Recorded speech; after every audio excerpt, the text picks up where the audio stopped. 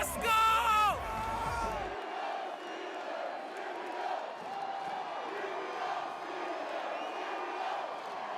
All right, what is going on YouTube, Apple, and Spotify? It is Boss Man Spencer, aka Isaiah, from Ascent Sports and the Zaya and the Steelers podcast. And we are back with episode 12 of the Zaya and the Steelers podcast. What is up, guys? A happy Monday. Hopefully, you had a good weekend. Hopefully, this week ahead is going to be a fast one and we can get back to the weekend.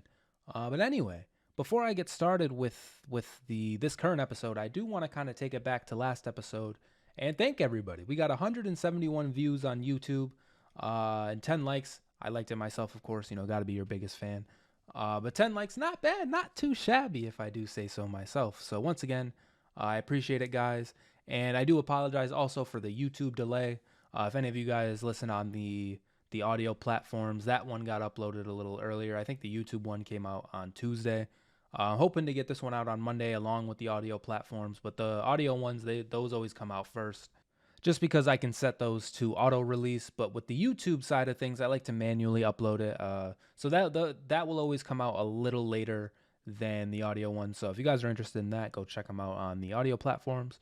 But anyway, this episode, what I want to talk about is I want to talk about the middle linebacker position with the current players that we have, maybe some potential signings that we can look into, and then maybe even the draft. We'll see if I actually talk about the draft because I know absolutely nobody. I know nobody from the middle linebacker group for this draft, but I definitely think as of this moment, it is a position of need per se. We'll see with our signings and stuff and Mark Robinson. We'll see if we need middle linebackers, but I think that's a position on our defense, especially with the highest paid. You got stars everywhere. That's a position that could use a first round draft pick. We tried it with Devin Bush. Let's try it again. And if it doesn't work once, just try again. So we'll talk about that next. I want to talk about some OTA talks and some of the players that have been standing out. Now, obviously, I'm not at OTAs, but this is what they're telling me. And I'm relaying the information to the people. We're going to talk about some of the players that have been standing out, doing well. And then we're also going to get into kind of a situation with Kevin Dotson and Broderick Jones. Not really a, beef situation or whatever, or not even an interaction between them. I'm sorry. But Kevin Dotson said some things about Broderick Jones and honestly, kind of questionable things that you want to hear or that you don't want to hear about your first round draft pick. But, maybe he's cooking. Maybe we're cooking as an organization. We'll get into that. And then lastly, we're going to talk about the Killer B era. We're going to go back. We're going to throw it back because if you guys don't know, Vince Williams, he used to be a middle linebacker for us, and he's now, I don't know what he does work-wise now. I think he's a coach, but now he tweets a lot. He tweets about the Steelers a lot, especially during relevant situations or viral things about the Steelers. Vince Williams will always comment in, and he gave his thoughts about the Killer B era defense, saying that fans are a little bit disrespectful towards the defense and some of the players of that era because the general consensus is we didn't win a Super Bowl because of the defense. I want to take a little bit of a closer look because while that is, it's kind of true on the surface, I think there was some games where it wasn't necessarily all on the defense. But anyway, we'll get into that later. But yeah, for now, I think we should just start. So looking at the first topic here, Mark Robinson caught a pick six off Kenny Pickett at OTAs today. Now I know you're thinking, just one pick six, it's whatever. Kenny Pickett throwing the pick six, he's Kenny Pick it. So I mean, Kenny Pickett's always just throwing interceptions. So common Kenny L right there. This is an article from Steelers Now. It is titled, Mark Robinson looks to take Steelers inside linebacker room by storm. Shout out to Nick Farbaugh for writing this article. We're not going to necessarily, read this article to you, but if you would like to go check it out, peepsteelersnow.com. And if you guys were watching the last episode, you guys saw I discovered this website. I fuck with it. It's pretty cool. But yeah, so Mark Robinson, obviously he gets that pick on Kenny Pickett. And last year he played a decent amount because, Devin Bush, we were going through the starting and benching and cutting of Devin Bush. But you know what I mean? Just not playing of Devin Bush. Robert Spillane, I believe, had some injuries as well as, just Robert Spillane not being the greatest of all time. And then Miles Jack, I think same thing, having some injuries. And so Mark Robinson, he got a chance to play a lot. And honestly, there was some mess ups. I remember the later in the season, I forget which game it was, but I do remember a specific play where Mark Robinson didn't look the best.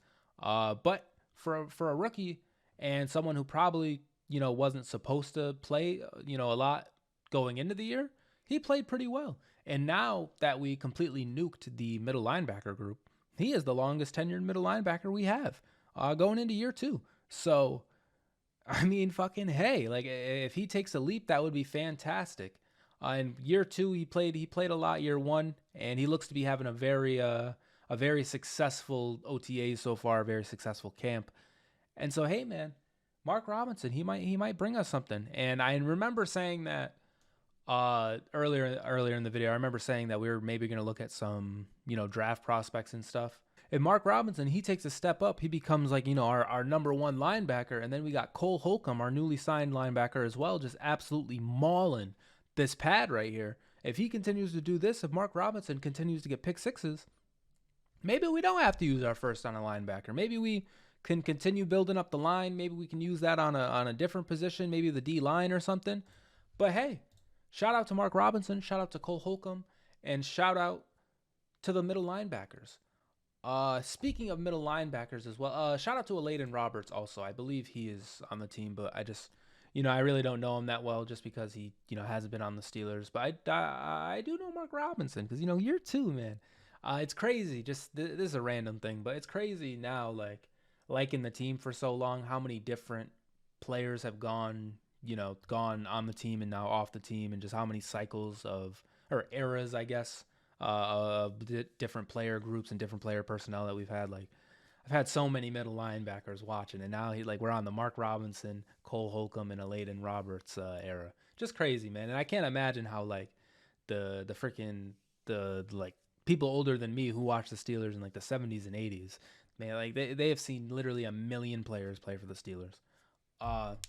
But anyway, looking at some of the free agents available, I really think I've kind of narrowed it down to these 4 right here as potential signings for us, as well as Isaiah Simmons from the Cardinals. But once again, he's not a free agent. He's like a trade acquisition that we could potentially make. But just looking at these free agents, let's start it off with Miles Jack. Last year, 100 tackles, not bad. 41 assisted, 59 solo. Obviously, as we know, he played on Jacksonville his whole career, and he's still only 27. Fun fact: my webcam just died, but we are back. I forget the last thing I said. I believe I was talking about Miles Jack playing 70% of his snaps or something like that. But Miles Jack, he played a decent amount of snaps. I don't think he played horrible either. So if we can get him back for less than he was making before, which obviously we released him, so I think it would be less. If we can get him back for less of a crazy cap hit, I don't think he's the worst player to have. Once again, I don't know why we got rid of him initially. I think it was because of the cap hit, but I think we should have him back by now. I think if we were releasing him just to get the cap hit kind of down, we should have restructured it or something. Maybe he wasn't willing. Maybe he doesn't want to come back. I don't know. But Miles Jack, I definitely do think he should be looked at more, and I think we should maybe bring him back. We'll see. Next, Deion Jones. He used to play on the Falcons and lastly played for the Browns. He is somebody who dealt with some injuries last year, but he's had 100 tackles a bunch of different times.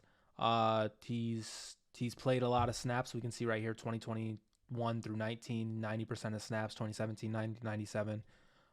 He's been a starter for the relatively long time. I think he could be somebody we look to bring in, because at this point, it's not like we're gonna get Tremaine Edmonds at this point. All the bigger name free agents are gone. It's nice to have, I guess, more veteran presence, more depth. Because if we just sign if we sign every person I name here, we should come out with 2 good linebackers, right? We should come out with 2 good linebackers, which is really all that it's about. So Deion Jones, don't sleep on him. Next, another player that I think would be an interesting addition is Kyle Van Noy. He's definitely a veteran. He's been a starter. He's been, I think, a Pro Bowler before. Honestly, he's been one of the better players in the league. Now, obviously, with his career kind of winding down-ish, maybe he wants to end it in the Berg. But I think Kyle Van, if you've watched football, you know he's a Patriot. You know he's been a good piece to their defense on the Chargers. I think he played pretty well on the Chargers. So, I definitely think we should give him a look. And then lastly, I want to talk about Quan Alexander. He's another person who's been, a perennial starter, perennial good player in the league, I'm pretty sure. And he is available as a free agent. I think maybe we give him a look. He last played for the Jets. I don't know how he, looked exactly for them. But once again, I think these are names that, can be at least looked at if it's needed. Once again, with OTAs being a thing and it not being the most, publicly released thing, it's kind of hard for me to speculate on how much help we're going to need at the linebacker position. But we've needed a lot of help at the middle linebacker position for a while now. So with these people named, they're not signed yet. I don't think they'll get the craziest of deals. If we need to, I think we should look at some of these guys. There's also Isaiah Simmons, who I definitely think we should give a look to once again. If teams are always trading like 6th round picks for projects or for older players or for players who maybe necessarily aren't playing the best right now. It's like, oh, here's a 6th round pick. Take a former Pro Bowler. Take a former 1st round pick. Take a former, a former good player in this league. Or like kind of in this situation, take a former high round pick that we just don't really need right now because we're blowing it all up, like in the Cardinals situation. And any other team, if it was any other team, if we were like the New Orleans Saints, we would send them a 6th round pick and we would have Isaiah Simmons because it's just that easy. It's just that easy for other teams, but for us, it's not. But don't sleep on that move. That could also be something that we do or that we should do. But for the 700th time in this segment, this is all dependent on the middle linebacker group actually being not the best, If Mark Robinson's a dog, if Cole Holcomb's a dog, if Alayden Roberts is a dog, maybe we don't need any of these guys. Maybe we don't need Isaiah Simmons. Maybe we don't need Miles Jack, We'll see. But next, what I want to get into is the Kevin Dotson situation. Kevin Dotson and Broderick Jones by default. Because here, if we look at this, Kevin Dotson expects to lose his starting job. This is a crazy face for the article, but shout out to Blitzberg for this article. But we all kind of know the writing on the wall here. We all kind of know we brought in Isaac Seumalo. Kevin Dotson expects to lose his starting job. Now, I mean, honestly, I like Kevin Dotson. I think he's all right. But it just, it is what it is. Once again, we bring in Isaac Seumalo. He's probably going to be the starter by default unless, Kevin Dotson just plays much better than him. But it is what it is. But I do want to bring this up because Kevin Dotson in an interview said that I think this year, most likely he won't play. I'm thinking they're just thinking about the future. That's all I can think of. If he plays this year, I don't know. He's going to be at tackle, most likely left, because I don't think he's ever played right tackle. And then the Steelers do have a daunting early season slate of pass rushers, including Nick Bosa, Max Crosby, and Myles Garrett in the first 3 games of the season, so they may be hesitant to play Jones right away against the fearsome lineup. So Kevin Dotson saying that, it was met with confusion and a little bit of criticism because Broderick Jones is also now taking snaps with the first team. But him and Dan Moore, they are battling it out. And then you got the other side, Chukwuma Okorafor. I believe Okorafor and Dan Moore are more battling it out. Because Broderick Jones, we took him in the first round. And I'm not going to say, just sitting a player is the worst thing to do. Because there is situations where, you should let a player not rest for a year, but you should let a player, develop for the year, not necessarily throw them into the fire per se. That's what we tried to do with Kenny Pickett this year, and that worked out fantastic with Mitch. But there are situations where that is good. I believe Jalen Hurts was a part of that as well, and he, obviously he has come. Patrick Mahomes is another one. He just won a Super Bowl. Obviously he sat out for a year. But overall point, I don't think we are going to do that with Broderick Jones, nor do I think we should do that with Broderick Jones. You take a player in the first round, unless it is like, a Patrick Mahomes situation and you have an Alex Smith who isn't the best, but like isn't a liability to the team as other players at left tackle for us have been. Same thing with the other tackle spot. If we could afford to wait, we probably wouldn't even have taken him in the first round because the Steelers, an offensive line, man, we've been ducking it for a while. And so if we could have afforded to wait, I think we probably, would have. But, Dotson, maybe he knows more than me. He's out there. He's playing. Maybe he knows more than me. Maybe he knows more than what we're letting on. But and also that the first couple of games we played, that is a pretty tough slate with Myles Garrett, Max Crosby, and who else? Nick Bosa. Yeah, it's definitely not the most encouraging. But I mean, we'll see. We'll see. Definitely interesting. Even the fact that because Broderick Jones came into it. The situation coming into it was he's going to compete for the job, which, you like to see. Cool. Earn it. He has to earn it. And I believe he's playing well enough. I believe he's doing well enough to where he is earning it. And then Kevin Dotson just comes out and says maybe he won't even play this whole year. The whole year. And maybe, just maybe, I just thought of this like right now. Maybe Kevin Dotson is just doing like a ruse, just to say shit, I don't know. Maybe he's trying to throw other teams off our scent, off our game plan. I don't know. But shout out to Kevin Dotson, man. And shout out to Broderick Jones. I think Broderick will definitely start for us very early on. Maybe not week 1, but I definitely think Broderick Jones will play early for us, definitely. But now that situation is kind of done, I now want to talk about just more overall points with OTAs and some of the standouts. So starting off, we got Calvin Austin. He's been turning heads. You got Patrick Peterson acknowledging his speed. Patrick Peterson talked about how the Joker's fast. That's something, I'll tell you. Everybody's saying Calvin Austin's fast. Everybody has been saying that about Calvin Austin. That's been his thing. And obviously last year he didn't get to play. And so this season he's definitely going to be, one of the players to watch out for. Coming into the season last year, even in OTAs at this same stage last year, he was lighting up camp. And it appears this time he's lighting up camp. Speaking of Patrick Peterson as well, he talked about the avatar cornerbacks, and I'm gonna really click this now because it reminded me Patrick Peters said this. Joey Porter Jr. and Corey Trice really lighten it up as well, and apparently they kind of look similar, in their, when you're watching them play. This is kind of a close up, so you can kind of see the differences, but apparently they're just like kind of Sauce Gardner level. I don't know. Apparently we got 2 cornerback 1s, 2 CB 1s, maybe 2 co-defensive rookie player of the years. Maybe. Hey, man, it's shut down. Patrick Peterson, he's a legend. He's saying, man, like, these guys, they're looking good. And so I'm relaying the information to y'all. Corey Trice, him being a 7th-round pick, he has really been lighting it up. He has been dominating, as this says. He's been dominating. Shout out to Nick Farbaugh. He's on all these articles. I hope he, owns this website or something. That's crazy. But Corey Trice, he's had 3 interceptions, I believe, in either one day or just in the week. He's had 3 interceptions. He's had a bunch of picks. And so him being a 7th round pick, and then also us getting Joey Porter Jr. in the same draft, man, maybe we did something here. Maybe we really cooked. We'll see. We'll see how the season actually plays out. But Omar Khan, first draft. Everybody's been hype about this draft. I really am excited to watch everybody play. We haven't even talked about Darnell Washington, who's been doing good at camp, but he was another pick in the draft. I really think we had a great draft, man. So yeah, shout out to Corey Trice and Joey Porter Jr. Also shout out to Calvin Austin. I kind of derailed from talking about him, but Patrick Peterson reminded me of this too. So shout out to all of them. Patrick Peterson, I forget if I mentioned this, but apparently he as well has been playing in the slot.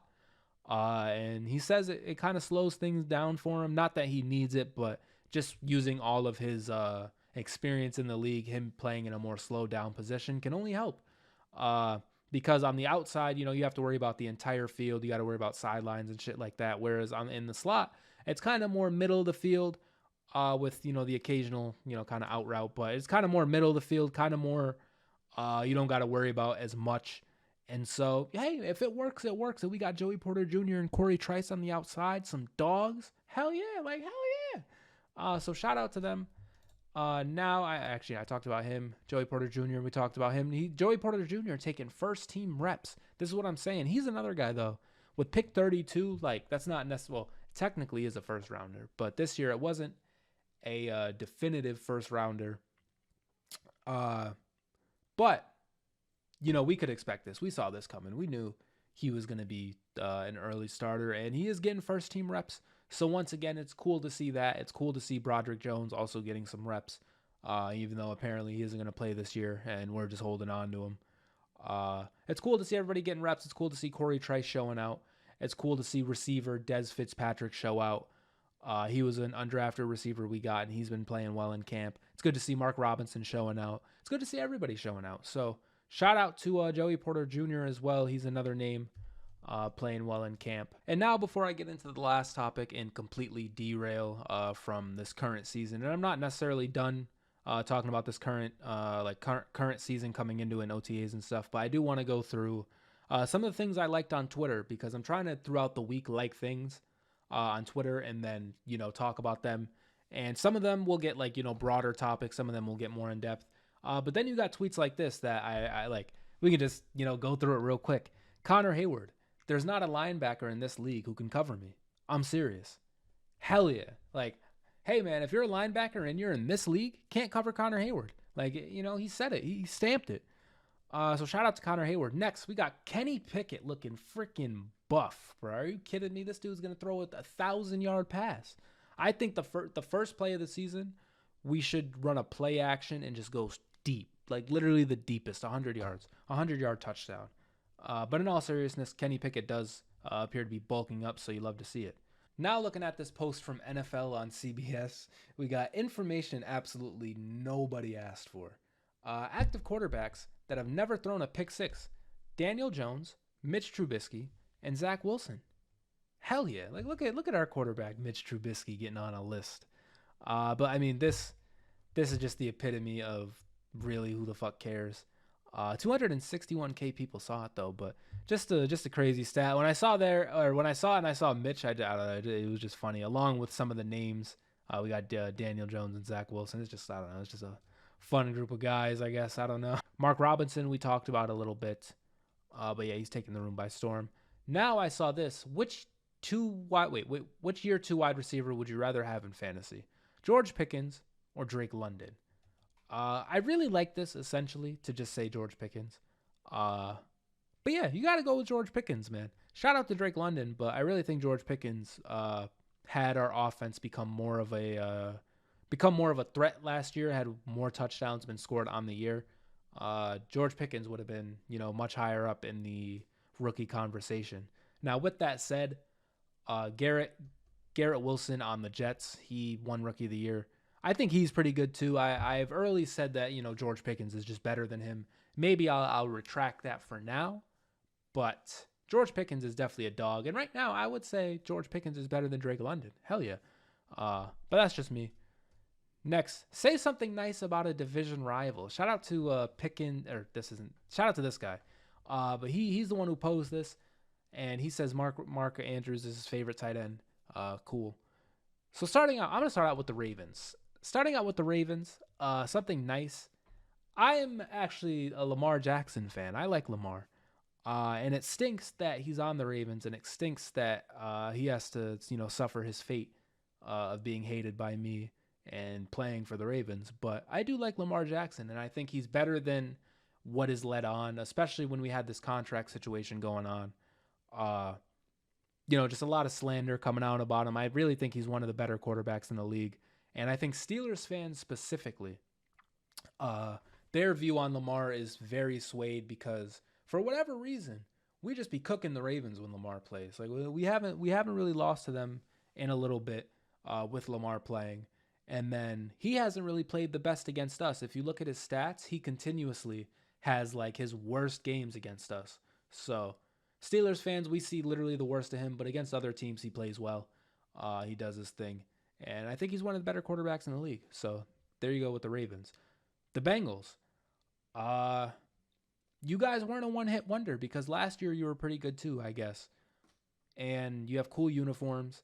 And that Hard Knocks season in like 2014 was a fun watch. But I mean, other than that, you guys stink.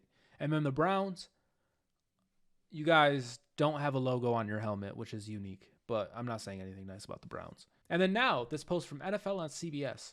Will these second-year quarterbacks take a leap in 2023? Kenny Pickett? Most likely.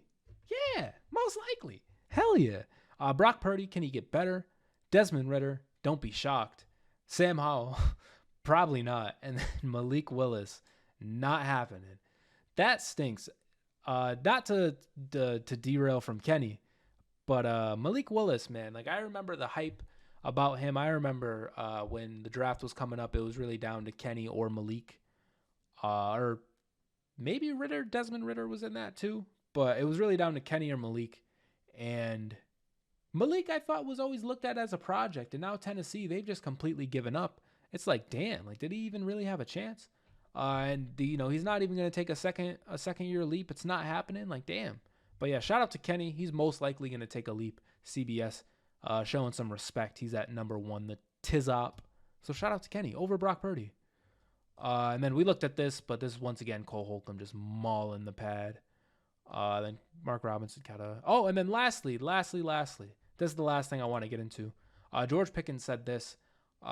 Putting a lot of emphasis on first down this year. First down is more critical this year because it sets up go balls, posts. First down is one of those things we've been talking about in meetings. First down is probably the most important down. So you would think this is something that would be obvious, I guess, but with Matt Canada, you really got to, take baby steps. So getting first downs, theoretically, you get first downs, you get enough of them, you score points.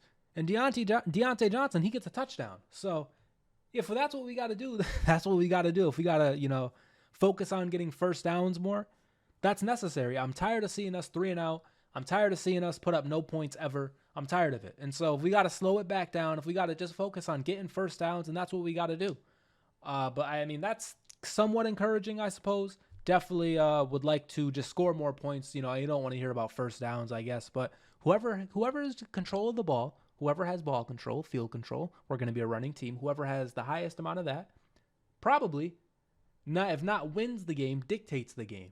And so if we can play our brand of football, if we can dictate the game, if we can get all these first downs, then maybe we can put ourselves in the best position to win. Keep the defense off the field, let them get a fucking break because they can't get a break for the past 3 years. Maybe. Shout out to George Pickens. Shout out to first downs. And then here's some Marcus Golden tape lastly. Just absolutely just ripping these pads. He's an outside linebacker. Probably going to be some good depth for us. But yeah, just ripping through there. And then lastly, all this stuff I talked about last episode. But yeah, I want to keep this. I want to like more stuff just to kind of quickly go through things like this, like the second year quarterback taking a leap. I'm leaving that in. That's funny. Taking a leap. And then same thing with this one, like the which wide receiver 2 would you rather have in year 2? But yeah, now I think it is time for kind of a derail, kind of a look back in the past. I want to talk about the Killer Bees playoff runs. So if we're talking about this, it definitely starts from, I would say probably starts from 2015, but 2014 we'll look at that as well.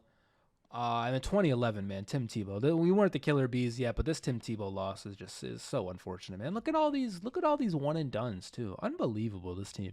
But yeah, I do want to take a look back and just finally get a definitive answer per se on why didn't we win a Super Bowl with the Killer Bees. So starting it off, we got the Baltimore Ravens in 2014. Now this game, I distinctly remember the season. I distinctly remember the 2 touchdown games out of Big Ben this year.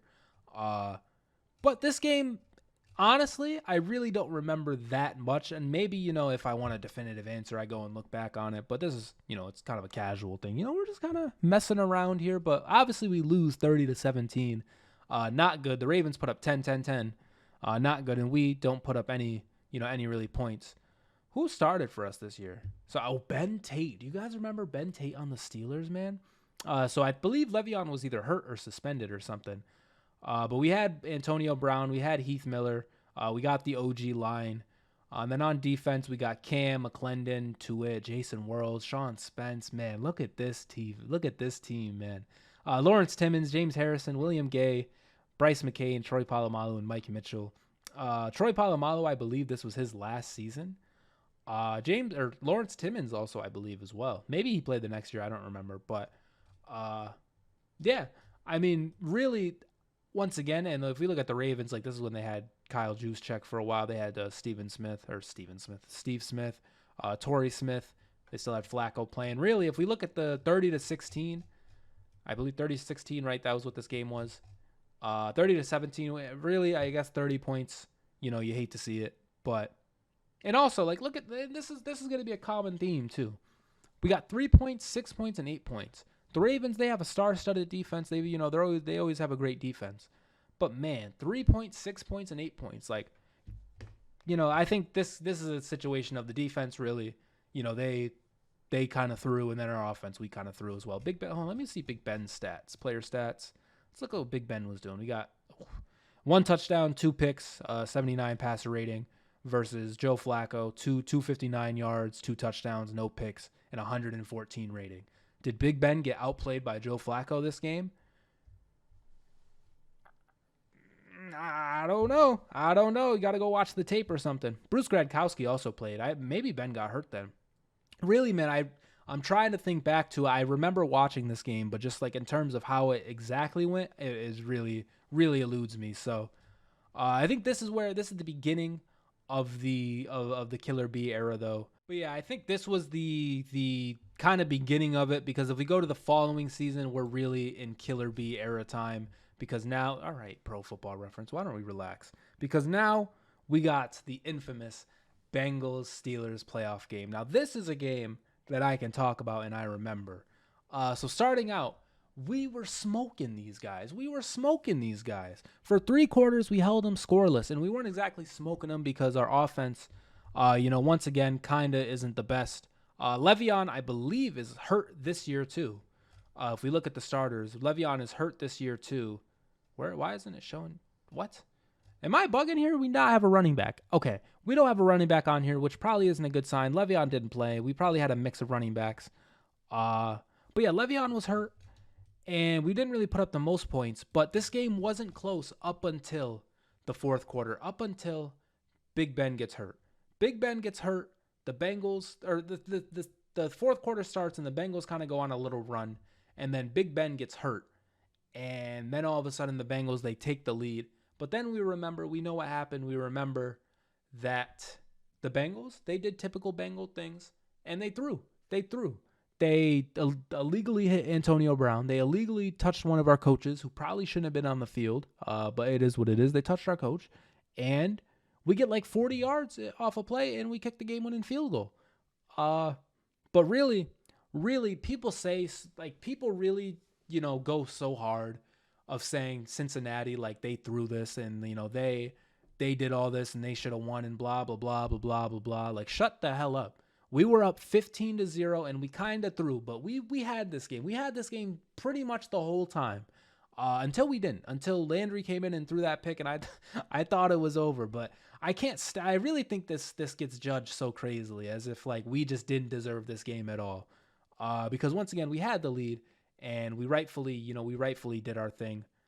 I'm just seeing here too as well 4 Chris Boswell field goals. That'll be a common theme throughout this as well. But 4 Boswell field goals. This is his first year. But this game, we won this game, and 16 points, not bad. To a backup quarterback, not bad. But it is what it is. It is what it is. Maybe we should have lost this. I don't fucking know. But we won, and we move. So now, hold on, let me just move this. Now it is time to talk about the infamous Denver Broncos versus Pittsburgh Steelers playoff game. This game, to me, doesn't get talked about enough because we fucking had this game. We look at the starting lineup, Fitzgerald, Tusianson, and we don't have AB because he got absolutely blasted in the last game against the Bengals and he's hurt. But with all that said, if we look right here, 16-23, and if we look at the scoring plays, we had the lead for pretty much the whole game. Up until 3 minutes left in the 4th quarter, we had the lead. Are you kidding me? Against the eventual Super Bowl champion Denver Broncos, we had the lead for most of the game, and we threw. We ended up throwing. Now, this, as you can see, this 1-yard rush from CJ Anderson, I'm sorry. He rushed it 1 yard for the touchdown. If we look to this touchdown, I mean, in a 13-12 game, sure. The Broncos also had an amazing defense that year, sure. But man, I really think we should have won this game. It's hard for me too to like really blast the defense either. Because yeah, that touchdown was clutch, but it's 13-20. Like it's not like this is, really the most points you can score, 20 points. Like we could have easily came back from that. But then you also take into account we're down AB and we're down Le'Veon. We just weren't ready, man. But I genuinely think that 2015 we had a chance. We really had a chance. We probably lose to New England in the second round. Second round? We probably lose to New England the next round. And then in that Super Bowl, I believe it is the Panthers. So I mean, if you're really gonna have me sit here and predict us losing to the Panthers, like shut up. In the Super Bowl, hell no. So if we beat the Broncos, which we should have, we face New England. If we don't lose to them, man, like we were right there. We were right there. And I want to show this play specifically because man, this hurts. But we were driving, and audio listeners, I'll try to describe it. Hopefully this doesn't get absolutely murked on YouTube and I can upload this. But as you can see, it's the fourth quarter. We got 10 minutes and 2 seconds left in the fourth quarter. We have the ball. We're at our about 35-yard line, I believe. It looks like the 34, maybe. We're at like their 34-yard line. Like we're driving towards their end zone. And then this play happens. And this play right here cost us this game, in my opinion. We don't want to put it all on Toussaint, but once this happened, bro, it was over. Let's look at the optics now. Let's look at the optics now as well, okay? So we're at their 35-yard line, like I've said. We're at there. And Fitzgerald, right before this is a first down. We probably pick up this first down with our line, with our offensive line. We got 2 yards maybe to get. We probably pick up this first down, and maybe at least Boswell, he's cooking. Maybe at least get a field goal, which it's a completely different game. It's a really completely different game, man. But the Broncos, they get this fumble. So yeah, if we can get points out of that, I don't know. It's just hard for me. It's hard for me to sit here and predict us to lose if that doesn't happen. But it is what it is. We move on. We ended up losing that game, unfortunately.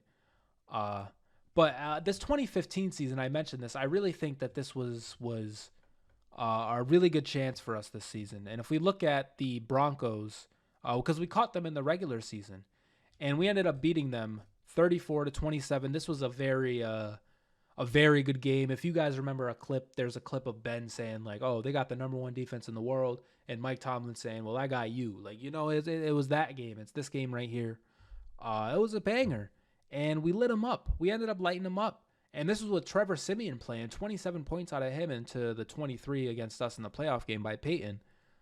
I genuinely think we had this. But yeah, 2015, if another season I'm going to talk about in a second, if another season wasn't the time, I think 2015 was the time. But once again, I talked about this. We had so many injuries. We had no Le'Veon. We got Fitzgerald, Toussaint out there. And overall, our defense, not the best. They weren't the best either. That's what everybody says. And so rest in peace to that year. Next, we move on to 2016. Now, this is the last time we actually won a playoff game and the farthest we've made it in a little bit. So starting out, we played the Dolphins, and they had a backup quarterback in, much like them this year, because they made the playoffs and they had a backup quarterback in this year. But we beat them 30-12. Honestly, I can't really say anything about the defense this game. We absolutely just spanked the Dolphins. AB had 2 touchdowns very early. It was just, it was just a banger for us, banger game. And once again, they had Matt Moore playing. They didn't have their starter. But really, we just kind of ate them alive, honestly. And I really wish we beat the Dolphins this year. Just thinking about it, Le'Veon 167 yards, 2 touchdowns. AB 124 yards, 2 touchdowns. Like just absolute monster game out of them. Big Ben 2 touchdowns, 1 pick, 200 yards, 105 passer rating. We just kind of spanked them. We just kind of spanked the Dolphins, and so good game out of us. But really, there's not much to talk about in this one. The real game we want to talk about is the Kansas City Chiefs, because we remember this is the last time that we won a playoff game, and 2, we didn't score a single touchdown in this entire game. Chris Boswell, field goal. Chris Boswell, field goal. Chris Boswell, field goal. Chris Boswell, field goal. Chris Boswell, field goal. Chris Boswell, field goal. And also, if we look back at the Chiefs, this is, I believe, Alex Smith's second to last year starting. But I mean, he was always solid, but he was pretty much his second to last year starting. They got Travis Kelce, but this is before Tyreek Hill. This is like right before they got like super good. And we won. We won in the defense, 16 points. Not bad. We used to own the Chiefs, man. If we remember before Patrick Mahomes, when Alex Smith was playing, we always used to beat the Chiefs. And they were always a pretty good team. And then once they got Mahomes and Hill, it kind of took them over the top. But we always used to beat the Chiefs. And this is another example of the defense, kind of just staying firm. 16 points. They did exactly what they needed to. On offense, we had Le'Veon and AB, I believe. I believe we had Le'Veon and AB. And 16 points. 16 points. Can't happen. Or 18 points, I'm sorry. Can't happen. And it did happen. But this can't happen realistically. But the defense, they held firm in a situation where they could have easily lost it. We could have easily lost because if they just, let up another field goal or something, we lose. But shout out to Boswell. Shout out to the defense this game because I really think they played a big part in it. I remember James Harrison had a pass breakup for a 2-point conversion or something like that. Yeah, it would have tied the game. James Harrison broke up the final play. So shout out to the defense in this game. And then the AFC Championship, take all the shout outs away. The New England Patriots absolutely fucking smoked us. They just wreck us. We lose to Chris Hogan, a lacrosse player. We had to hear about this the whole game about Chris Hogan and his lacrosse career. He's not. I don't even think he's on these stats because he wasn't even supposed. Yeah, Chris Hogan. There he is. I'm sorry. He wasn't even supposed to. He got us for 182 touchdowns, man. 182 touchdowns.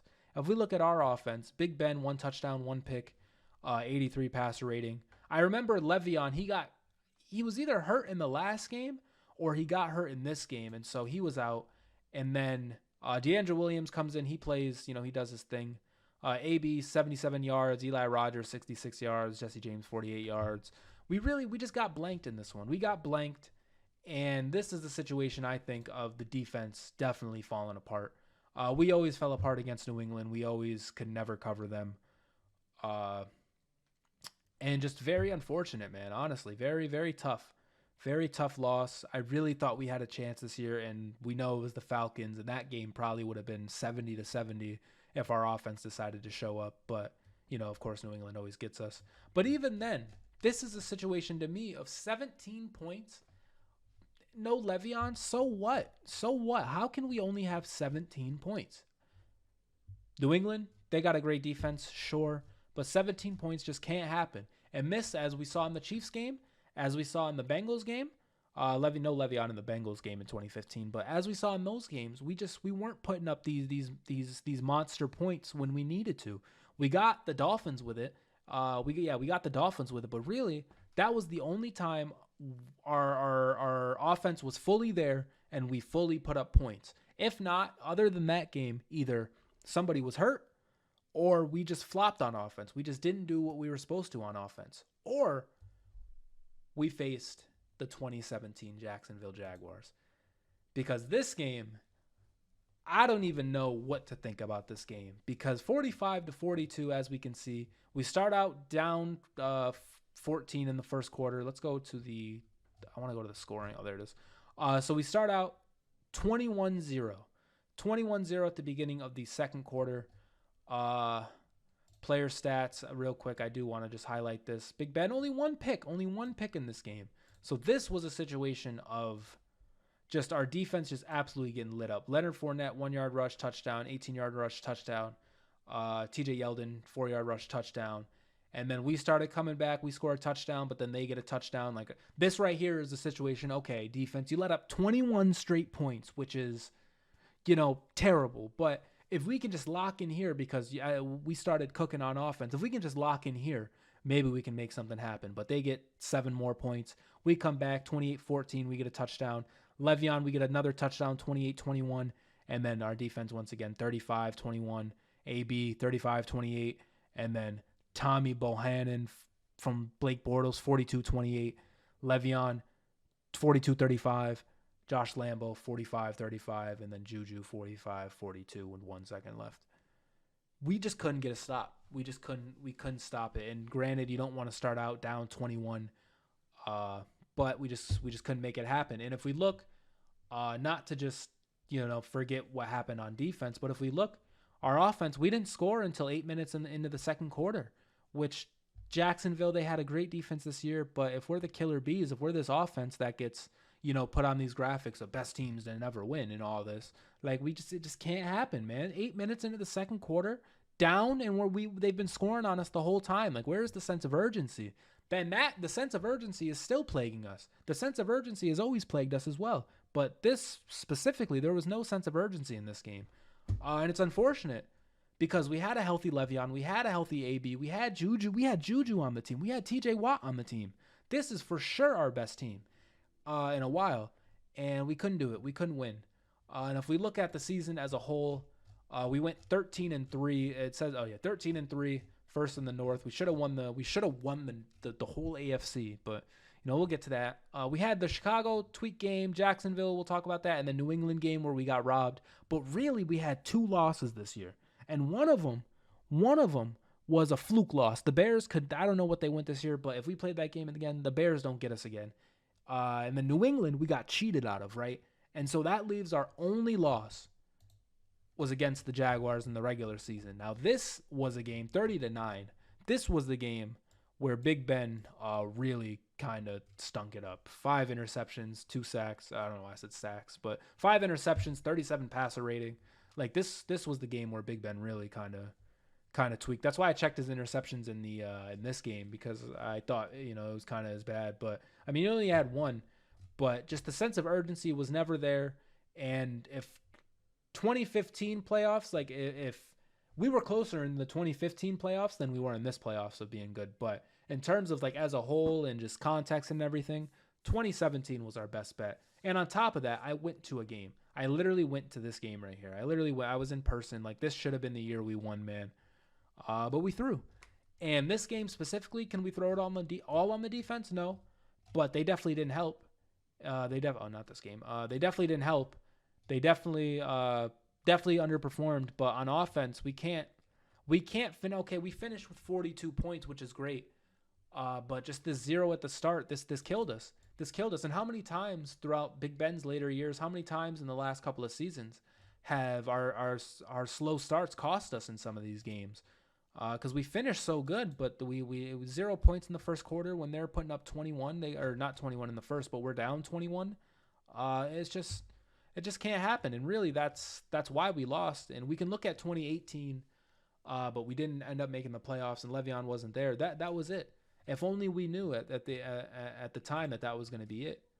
But yeah, just looking back on the season, like we 13-3, we really should have got this New England game. But yeah, we were just stomping teams, man. 34-6 on Christmas, hell yeah. It's really tough. It's really tough. But in conclusion of the question was it all the defense's fault? No, it wasn't all the defense's fault. And maybe they shouldn't get as much criticism for it. But they played a role, and they weren't good. Like, 2 things can be true. The defense could have been lacking, right? And it wasn't all their fault. It wasn't all the defense's fault. I think it comes down to injuries. It comes down to offense underperforming. And then the defense. Not in that order either, but it's just a multitude of factors as to why we couldn't get it done with the Killer Bee era.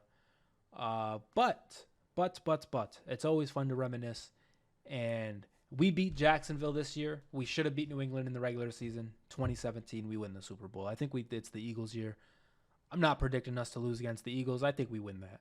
I think we win that. This was the year. 2017 was the year. 2015 maybe had a chance as well. But 2017 I really think was it.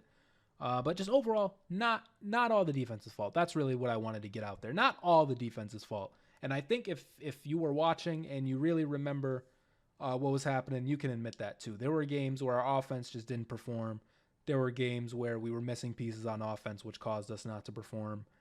And then, of course, there were games where the defense led up 45 points to the Jacksonville Jaguars, led by Blake Bortles. And so it is what it is. But yeah, I think that is going to do it for this topic and overall this episode of the podcast. Hopefully, you guys enjoyed this. I know it was maybe a bit shorter than normal, but we are in kind of dark times, if you will, with some of the situations happening in the news. Like, there's not really as much news to talk about. But I did, kind of touch on OTAs a bit. I touched on some middle linebacker questions. That's definitely going to be a position looking forward that we're going to have discussions about. We talked about Broderick Jones, not playing for a whole year, but is taking first team reps in some places / competing for the job. And then lastly, we talked about the Killer Bees. And man, should we have won? I don't know. We should have won. We really should have won. I'll never forget it, man. I'll never get over it. Even having the score up, it makes me mad. I'm trying to outro here, but I just can't stop thinking about this game, man. It'll forever live with me. It'll forever hurt. So yeah, I think I'm just gonna get out of here with all that said. Once again, hopefully you guys enjoyed. Be sure to check back Mondays for the next episode. We will see what happens throughout the week. And yeah, hopefully you guys enjoyed. Be sure to leave a like, subscribe, all that fun stuff. Share it if you would like. But yeah, that's going to do it. Peace out, and fuck the 2017 Jaguars.